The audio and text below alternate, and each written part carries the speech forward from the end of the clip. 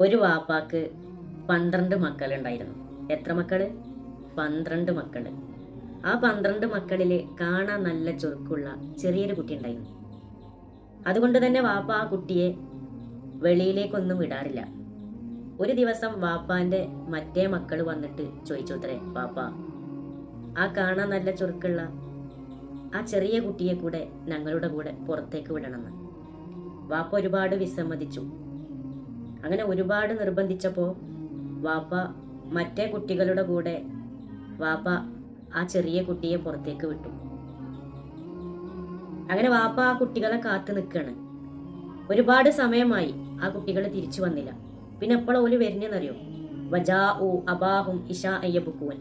സന്ധ്യാസമയമായപ്പോൾ വാപ്പാന്റെ കുട്ടികൾ വാപ്പാന്റെ മുമ്പിൽ കരഞ്ഞുകൊണ്ടുവന്നു. കാണാൻ നല്ല ചുറുക്കുള്ള ആ ചെറിയ കുട്ടിയെ ചെന്നായ പിടിച്ചു എന്ന് പറഞ്ഞിട്ട്. അപ്പൊ വാപ്പാക്ക് ഉണ്ടായ ഒരു വിഷമം എത്രയാണെന്ന് നിങ്ങൾക്ക് ചിന്തിക്കാൻ കഴിയും.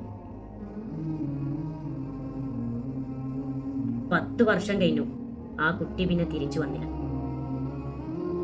20 വർഷം കഴിഞ്ഞു, ആ കുട്ടി പിന്നെ തിരിച്ചു വന്നില്ല. 30 വർഷം കഴിഞ്ഞു, ആ കുട്ടി പിന്നെ തിരിച്ചു വന്നില്ല. 40 വർഷം കഴിഞ്ഞു, ആ കുട്ടി പിന്നെ തിരിച്ചു വന്നില്ല. അപ്പോഴൊന്നും വാപ്പ അള്ളാഹുവിലുള്ള വിശ്വാസം കൈവിട്ടില്ല. അള്ളാഹുവിൽ ഒരു നിരാശയും ബാധിച്ചില്ല. യാക്കൂബ് നബിക്ക് 40 വർഷമാണ് യൂസുഫ് നബിയെ നഷ്ടമായത്. 40 വർഷം കഴിഞ്ഞിട്ടും വാപ്പ മക്കളോട് പറയണം, മക്കളെ, നിങ്ങൾ എൻ്റെ കുട്ടിയൊന്ന് പോയി നോക്കി, എൻ്റെ മോന്റെ വാസന എനിക്ക് വരുന്നുണ്ട്. കച്ചവടം പൊളിഞ്ഞവര് നിങ്ങളെ കൂട്ടത്തിലുണ്ടോ? 40 വർഷം പൊളിഞ്ഞിട്ടുണ്ടോ?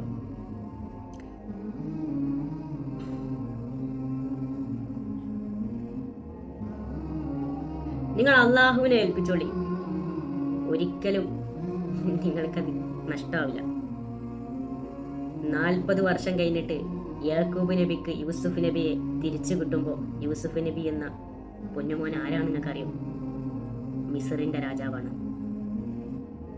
അള്ളാഹുവിന്റെ പരീക്ഷണങ്ങളിൽ അള്ളാഹുവിൽ ഒരിക്കലും നിങ്ങൾ നിരാശ ബാധിക്കണ്ട. അബ്ദുറഹീമിന്റെ മാതാവിന് തന്റെ മകനെ നഷ്ടപ്പെട്ടിട്ട് 20 വർഷം കഴിഞ്ഞിട്ട് തിരിച്ചു കിട്ടിയപ്പോൾ എനിക്ക് ഈ ചരിത്രമാണ് ഓർമ്മ വന്നത്. ഒരിക്കലും നിരാശ ബാധിക്കണ്ട. അള്ളാഹുവിൽ തവക്കുൽ ചെയ്താൽ മതി.